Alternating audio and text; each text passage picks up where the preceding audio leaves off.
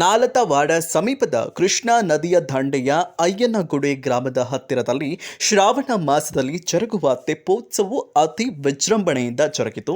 ಬಲದಿನ್ನಿ ದಣಿಗಳು ಪ್ರತಿ ವರ್ಷ ಶ್ರಾವಣ ಮಾಸದಲ್ಲಿ ನಡೆಸಿಕೊಂಡು ಬರುತ್ತಿರುವ ತೆಪ್ಪೋತ್ಸವಕ್ಕೆ ಶಾಸಕರು ಹಾಗೂ ಅಧ್ಯಕ್ಷ ಸಿ.ಎಸ್. ನಾಡಗೌಡ್ರ ಅಪ್ಪಾಜಿ ನೇತೃತ್ವ ವಹಿಸಿಕೊಂಡಿದ್ದರು. ಅಯ್ಯನಗುಡಿ ಶ್ರೀ ಗಂಗಾಧರನು ಜನಿಸುತ್ತಲೇ ಅವನನ್ನು ತುಂಬಿ ಹರಿಯುತ್ತಿರುವ ಕೃಷ್ಣಾ ನದಿಯ ತೆಪ್ಪದಲ್ಲಿ ಜನ್ಮದಾತರು ಬಿಟ್ಟು ಹೋದಾಗ ತಿಂತಣಿಯ ಮೌನೇಶ್ವರರು ಮಗುವನ್ನು ರಕ್ಷಿಸಿ ಆಶೀರ್ವದಿಸಿದರು.